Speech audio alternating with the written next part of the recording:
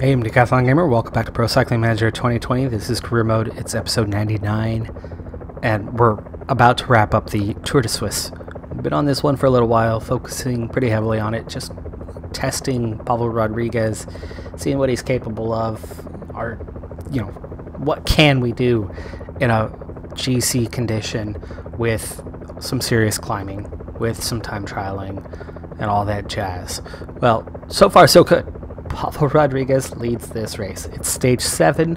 There are 8 stages, but the next stage, stage 8, it's a sprint stage. It's not going to change anything. This is that final shot for a real change.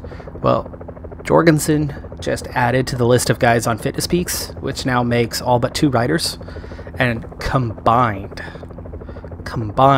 this squad is sitting on a plus 11 expected race day condition. Plus 11. We haven't quite matched that. It's a plus 9 on the day, so it is a slight negative, but plus 9 is not that far off, from plus 11. It's not like we got a terrible draw for the day or anything. But what we did get, unfortunately, is the only 2 riders in red, which ultimately none of them should have been, but the only 2 riders in red are the 2 best mountain rated riders on the team. In particular, Pavel Rodriguez. He's got a -1 today. So it's gonna hurt slightly, but you can see he actually still has an 80 on his mountain rating, still has a 76 on the resistance. But Bernal's gonna have, an 84 or whatever it is he's got right now, 85. Bookman, Hamilton, those guys are going to have well into the 80s, every last one of them. So it is going to be a bit of a challenge on this one. We've got a 14-man break at 3.5 minutes ahead. We've got a chance to hang on for the victory of this race, but I'm a little worried about it today with that race day condition draw by Rodriguez. He's had good days. He's had a number of plus 4s. He was due to get a -1. I get it. It's not bad. It could be worse, but I am definitely a little concerned as we head towards this climb. 30k to go. I need to get water one last time here. Jorgensen, go ahead and go again. A lot of the support riders should hang around a little bit longer. But the problem is they're still ultimately going to be mostly falling away at the same time. All right, here we go. 16k to go. We're coming up on that final climb. There's the last sprint point. It's a 15k climb, 10% gradient, 15 max. A lot of the hardest climbing is early in this one, and we're already coming up onto it now. We need to prepare. Hit an 83 here. There's just a little bit of fatigue in these guys in the chase that started anyway. They only pulled it back by half a minute, but watch out for Ineos here. Another attack in the leading group. I would like to be, with the quality of climbers that I have here and the fact that we lead this race, I'd like to be sprint train styling this. Pino, nice, 218. 218. I think we're not gonna have much choice, but we're gonna have to take control before too long here. There we go, blinking red for an 83. So they are chasing this one, but I'm not gonna step this up too much. Gotta watch the back end. DeMello is riding freelance right now. He's a 76 today. So really solid on that. Close DeMello's one that needs to pick up. I need DeMello to ride behind Rodriguez. And let's start gelling up for the guys on protection duty. 12k to go. It's nice that the sport riders are all kind of in that slightly plus position. There's now just 10 kilometers Gap left. is not coming down at the front, by the way. It's going out. It's out to 448. So the front group is already attacking each other, already putting their foot down and pulling away a bit.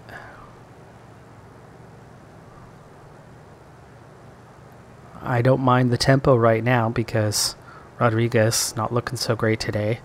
All we need to do is not lose time to our fellow competitors, but What's going on in the break? Oh, I can't even check all of it. Okay, 47, an hour, hour and a half. 16, 66. 9 minutes.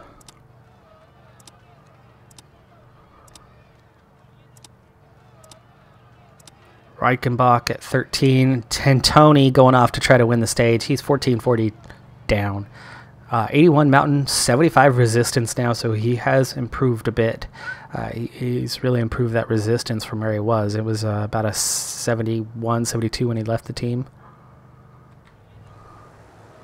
Still can't time trial for the life of him, though. All right, Jorgensen is going to start fading here in just a moment. And we're seeing a bit of an acceleration. So as Jorgensen starts to drop, put him on auto, and Carlos de Mello is going to now protect Rodriguez instead. And he's also going to gel up. Such percentages that the strongest can create some gaps.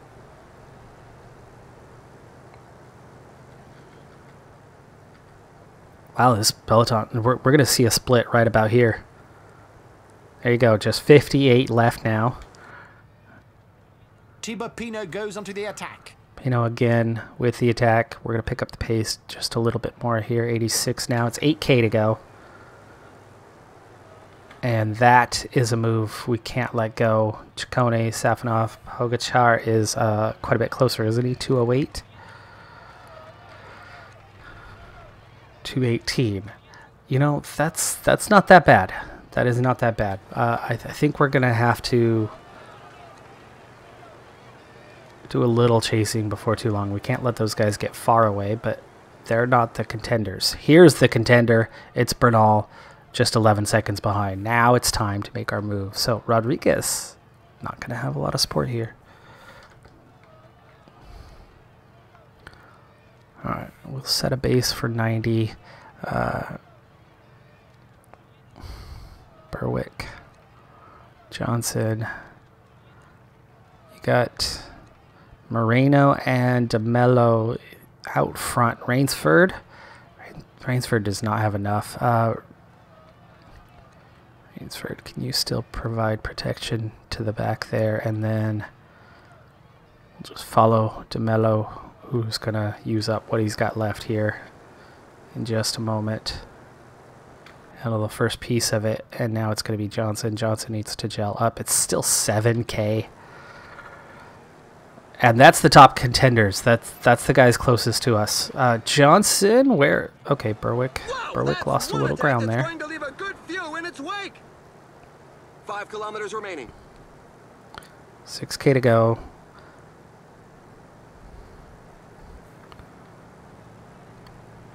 All right, Johnson's done. Let's get these guys to go full auto. This Peloton's about to split, probably right around behind us. Sivikov might hang on, Rayner, but somewhere right around here I'm expecting a split.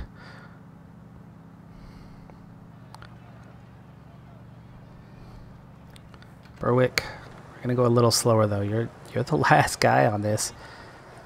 De Mello. Not sure why I didn't have you on auto yet, but we got that now. Johnson already dropped. Woo. Okay, Peloton's now 15, and a lot of that is breakaway riders. Berwick, we've caught all of them. Yes, Bernal. Okay, we caught all of them. But Berwick can continue at his pace, at his tempo. 5K to go.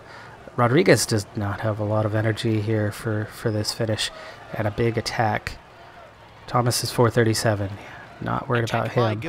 Thomas. Make sure we don't have anybody up here that's a threat anymore.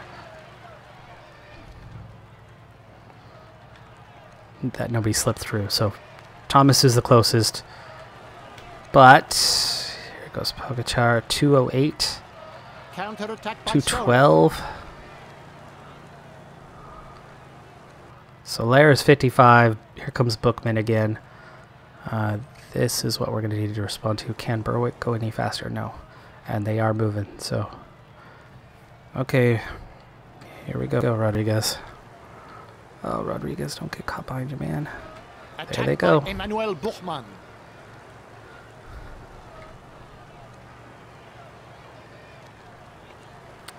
3K to go, and he just does not have the energy to chase this down.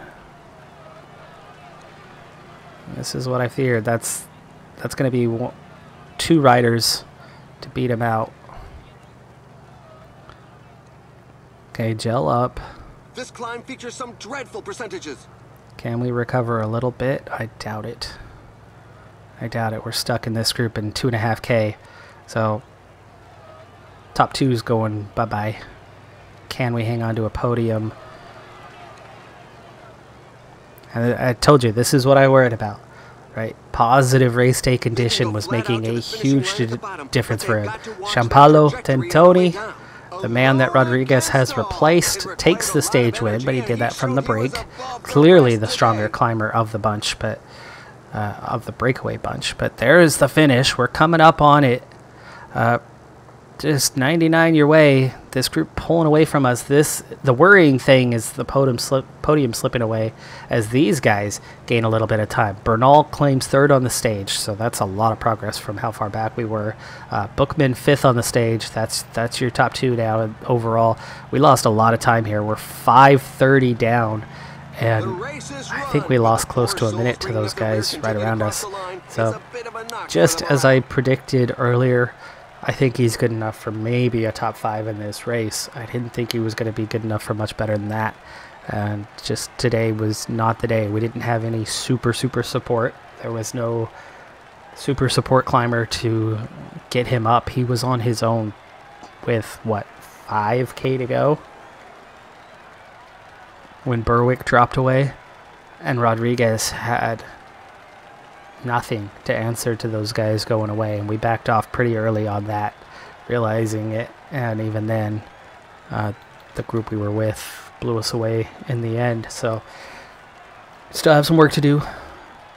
He's a rookie. He is a rookie. He is straight to World Tour rookie climber. He will be really good. He already is really good, but he's not elite. And that's going to take a little bit of time. He will get there. 5:29 down. Yeah, minute 9 to those guys. Told you it was about a minute. Bookman was a little over a minute ahead. Bernal definitely well clear. So we're sliding down. I'm hoping we're still in the top 5, but I'm not so sure. We did have some time to play with beyond the podium. 4th. Okay, 4th. 4th, not bad. I told you, 5th was about where I saw us ending up. If we had that +3, +4 kind of, and Johnson, you know, if Rodriguez and Johnson had the pluses where some other guys had negatives, it would have been a better day. We would have been closer. Considering the gaps, I think we might have still been ahead of Bookman, possibly, you know, maybe still on the podium. But 4th, certainly not bad. Is it disappointing that we lost the lead today? Of course, but I'm not majorly disappointed because it was expected. I was prepared for that. He's just not quite that good yet. But this is going to definitely build his profile, getting 4th in this race. It's going to help a lot. Berwick, actually, himself, still 13th. He slips a couple spots. Johnson, 24th, so 3 guys in the top 25. 3rd in the points, 2nd in the KOM. Still leads the under 25s by a wide margin, almost 4 minutes ahead. And 2nd as a team to La Gruppetto. Okay, nice name. Let's get over to the Baloise Belgium Tour. The final stage here is not going to change anything as it's a sprint. So that's going to be his final placement. 4th place. Good race. Could have been better. Certainly could have been much worse. And we're about ready to wrap up the final large sponsor objective of the season. It's stage 5 of the Baloise Belgium Tour, and our objective is a top 5. Monotoglu sits 4th place right now, and he is mere bonus seconds away from moving into a podium position. If he wins the stage, he will win the race. It's that close. The other contenders, the guys sitting on the podium right now, non-sprinters. If you saw the last episode, you'd remember that Amonatoglu was a protected rider for us on a punchy stage, along with, I think Wykankis was the other one that I had with him. It was supposed to be a punchy finish, but looking at the profile of it, I saw that if you could get a sprinter through that you stood a far better chance with a sprinter getting a good result than you do with a punchy rider. So Kevin Vermark actually led those guys out. Vermark lost time, but I got Amonatoglu into that final group along with Wykankis, and they both sit in the top 14 overall, separated just from a prologue stage, as we now have 24K to go. At the moment, we're seeing a split in the Peloton. It's yo-yoing as we get a little closer towards the finish. Let's also set ourselves up a little bit more. The field is completely fresh as we go towards this one. That's not necessarily a good thing, as that's going to allow some other riders, contenders, to put up a bigger challenge. But if we can get any podium position with Amonatoglu on this stage, then we move into top 3 overall. The pack is depending on the position. Some teams can't be happy with the breakaway. And that's my goal. I'd love to, but 4th place, that's all we need, and that'll set ourselves up for that 100% evaluation. And then we'll start kind of cruising through the remainder of the season, if that's the case. But with 12K to go, let's set ourselves up and get this thing moving. +2s for the top sprinters. Wykankis, the only negative on the day. We kind of lucked out on the draw today. There are a few guys on Fitness Peaks, but not that many. I don't think position matters for any of them. Yeah, 35th. Good flat rating today. 74 for Killen. 73 for Vermark. And for Ginn. Nice. Well, we'll put Ginn first. Vermark with the position. We don't necessarily want him to lose time, and they're all pretty similar here. Ginn is way down in the overall. Alright, still 12K, so there's plenty of time. Lots of space on the left-hand side of the road, so we'll use that to get organized. Drop down a notch. I think 90 is good enough. Ginn nearly putting it to the front, but 10K to go. Plenty of space, plenty of time, and those top 5, they're close enough. We'll catch them.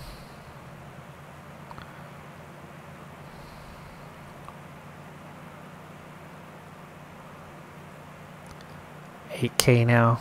Speed up a little more. Get Killen ready. Okay, let's start trying to get out front here for the final 6. Oh, what just happened to Amonatoglu? Why are you losing the wheel here? Alright, well, we caught that. 5 kilometers remaining. Alright, here's the break. This is also a really good time to start putting it out front. 4K! Dang. Full 99s from here. Come on, Killen. 3.3. We're going to start sprinting early because it's not going to do that much damage. Behind us, these guys are not sprinters. 2.3. Oh, Vermark. Oh, Vermark!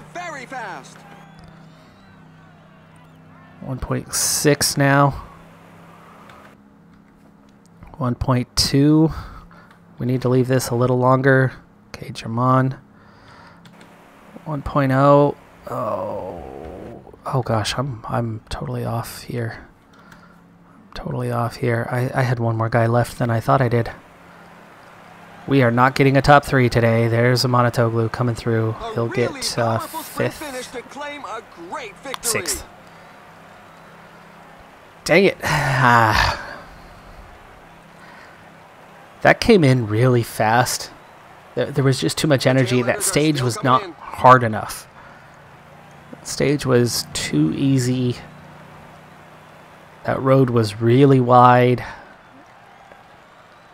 I like skinny roads with technical finishes where I can be out front and kind of hang on to it and go at the right time. I had too many guys left. I didn't push Ginn hard enough, for one thing, and then I needed to just kind of bypass Killen and Vermark at that point and go straight to Wykankis, get him out front, get our speed guys where they needed to go to sprint at the right time. And yeah, that was silly. That was not a good sprint.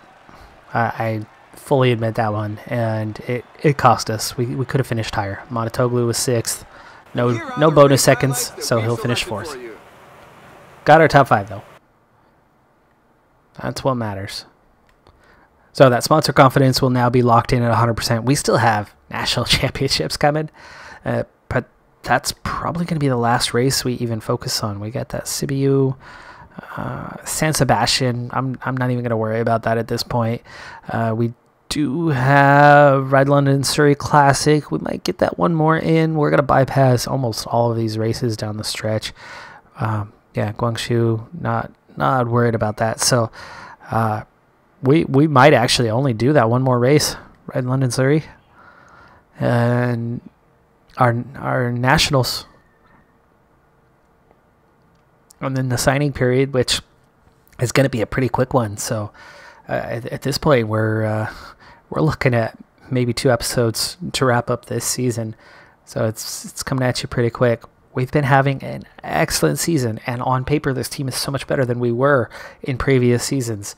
So we're still going to score some points. We may outscore what we did in our single World Tour season a couple seasons back. But for me, everything is about trying to get to that World Tour level. And unfortunately, so far, middle of June, still have time, but I mean, if we're looking at maybe 4 months. So far, not one rider has broken that 73 barrier, and that was, I was waiting for one guy to jump from a 73 to about a 75 this season. Hasn't happened. Rodriguez, the only one who has moved up from a 76 to a 77. The new guy, the rookie, the new star. Speaking of, Romain, I got you. You requested this. Let's go ahead and take a look at the team and check in on everybody's reputation. For Mark, international, no surprise about that with the kind of results he's grabbed throughout his career. He's not even a 5'8", he's a 4'7" guy. I lagged behind a little bit, but he's been so good for us. Wykankis, new guy, already local rep. Alphas Machado, now Continental rep, is the Portuguese national champion. Berwick, still local, but already to district rep. DeMello, totally unknown. Doesn't surprise me. He's been a domestique for us, but he's starting to emerge out of that as he's grown from mid-60s to a 72 already and has that 5'8" potential, so we could see him climbing that ladder. And he certainly does have a stage racer pedigree. Just really need to pick up that resistance as the main thing that's lagging behind.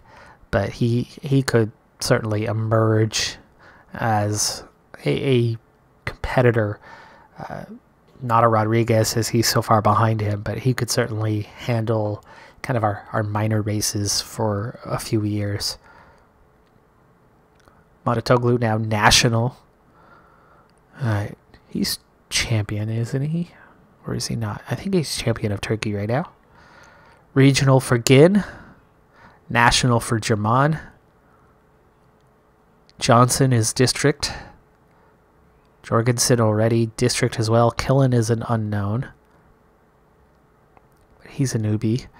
Moreau's also a newbie and an unknown. Millar is a newbie, but he's local already.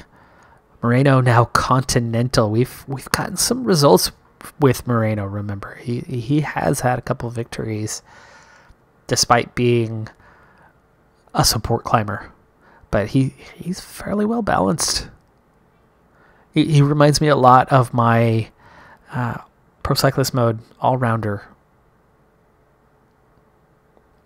And a little better in key areas. Rainsford, national. Rodriguez, already a newbie, brand new, first season, never raced before, total unknown at the beginning of the season. It's June of his first year. He's already nationally known.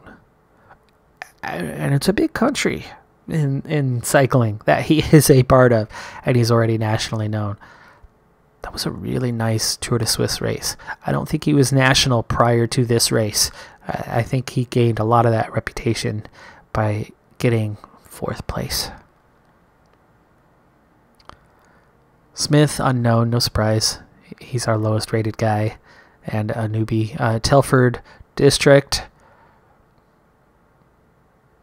And back to Vermark. So that's where we're at. We've definitely got some guys with some solid reputation. And again, we only have a couple of expiring contracts. Just kind of a reminder on that as we head into that season. Amanatoglu, who I want to retain. We're just finally getting there with our sprint team where we're grabbing regular top 5s and occasional podiums and rare wins from just squeezing out top 10s and being significantly worse than everybody we were racing against. These guys are only 73s. Okay, we have a load of 73 and 72 sprinters. That's not good ratings, but sprinters are expensive, and we're a team on a horrible budget that is slowly getting better. Monotoglu is going to cost us more than the 2,500 for sure heading into the next season, but he's not going to cost us for Mark Rodriguez kind of money. So we should be able to get him back for not too much. I'm hoping for 6 or 7, definitely under 10. Get him re-signed, and then hopefully get one other decent rider, and we need it, right? I really want to get back to the World Tour. I want it to be next season. We're good enough to be there. You know it. I know it. We all know it. We're good enough to be there now.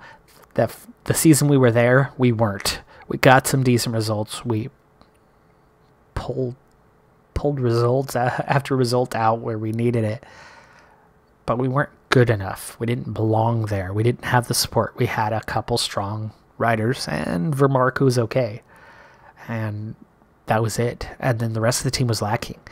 This is a team that's capable now, right? And we just proved it. Tour de Suisse, 4th place. We're not there for winning, but being competitive and being in it and getting results and getting the top 5s, top 10s, the occasional stage wins that you need to keep the sponsor happy and keep moving up. So we belong there, and I want to get back there, but we need something. And I really was hoping, with this many guys at a 73, somebody was going to start climbing that ladder. It just hasn't happened yet. Rainsford, on the other hand, he's going to be gone. Low potential, contract expiring. He's right at the bottom of the list, which our 71 climbed to a 72. That was Johnson. Johnson leveled up. What did he pick up? Hill rating and resistance.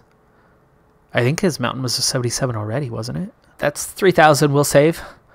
That can go to a Monotoglu, right? And not hurt our balance too much at all. And then as for the sponsor, how much more are we going to have? 18,000. I mean, that's still, we're going to finally top 100,000. You know how many riders make more than 100,000 themselves? There's a lot. There's a lot of riders that make more than 100,000 by themselves in the World Tour. That's going to be our entire team budget. That's why we don't have Tintoni. That's why we don't have Zeta any longer and run the risk of losing others along the way. We're just slowly climbing from a literal nothing budget. Remember the hard start that we set ourselves up with, and then lost that first season. So it got even worse with meter cost. And then Chebeco brought us back to where we were. So our first 3 seasons were tiny budget, worse budget, back to tiny budget. And then Ouch Africa got a little bit better. And then our first season with NZA got to the point where it was tolerable. Now, that's it. It's just, we made a challenge, and it is challenging, and we're progressing nicely. And my oh my, have we become a good team with the money we're dealing with.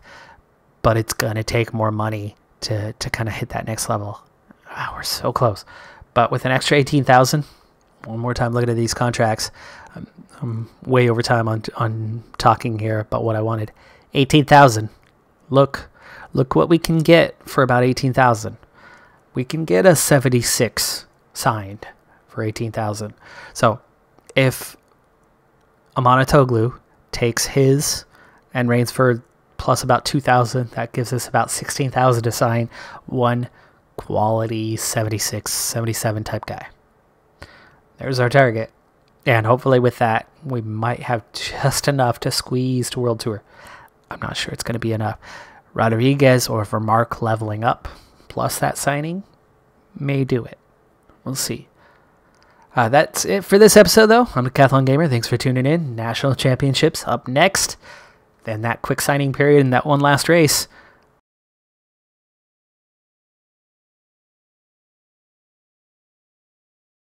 I'm Decathlon Gamer. Thanks for tuning in. Be sure to hit that like button, and I'll see you next time. Have a good one. Be safe out there, and bye for now.